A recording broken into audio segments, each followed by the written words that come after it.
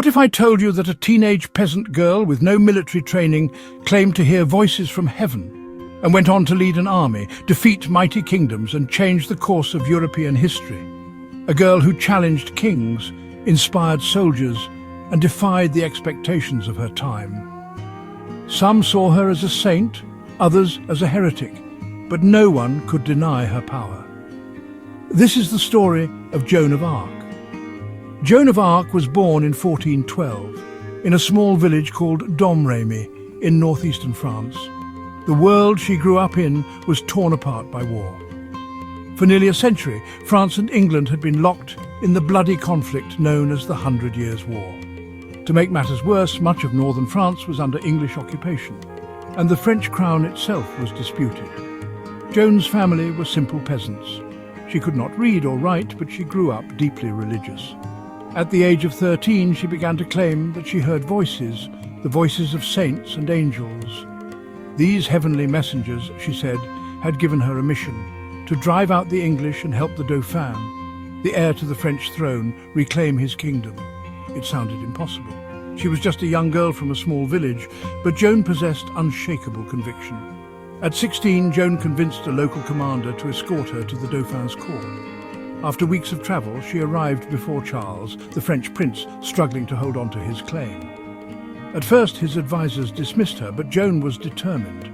According to legend, she even recognized Charles in disguise, proving her divine inspiration.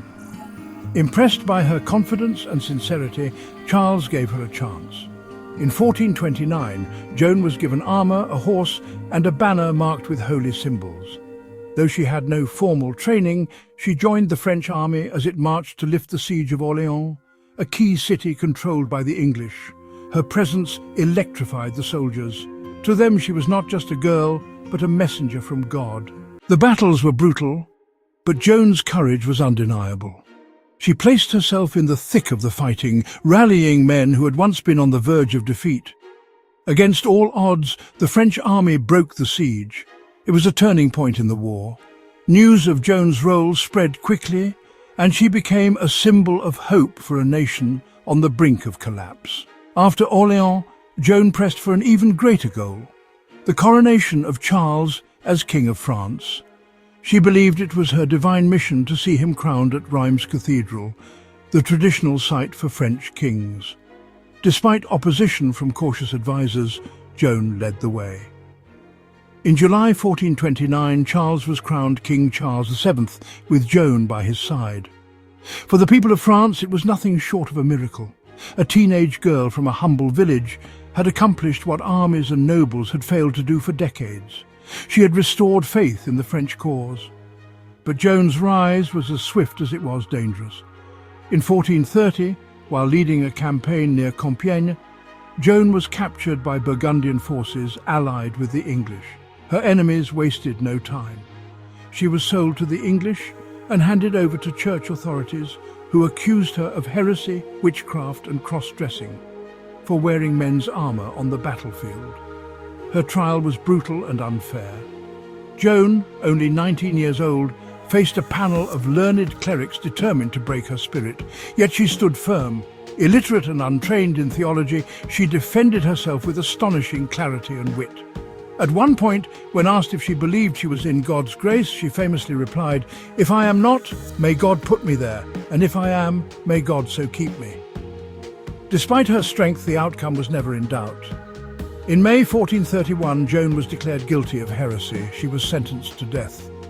On the morning of May 30th, in the city of Rouen, she was led to the stake. As the flames rose, witnesses said she called out the name of Jesus until her last breath. Joan of Arc was only 19 years old. Her death, meant to silence her, had the opposite effect. She became a martyr, a symbol of faith and resistance. Within 25 years, even the church that condemned her reversed its verdict, declaring her innocent. Centuries later, in 1920, she was canonized as a saint by the Catholic Church. Today, Joan of Arc stands as one of history's most extraordinary figures, a peasant girl who defied her time, inspired a nation, and proved that conviction and courage can change the course of history. From the fields of Domremy to the battlefields of France, from prisoner to martyr to saint, her journey remains one of the most powerful stories ever told. And if you've enjoyed uncovering the life of Joan of Arc, there are countless more stories of heroes, visionaries and turning points in history waiting to be explored. So join me on this journey into the past, and don't forget to subscribe so you never miss the next story.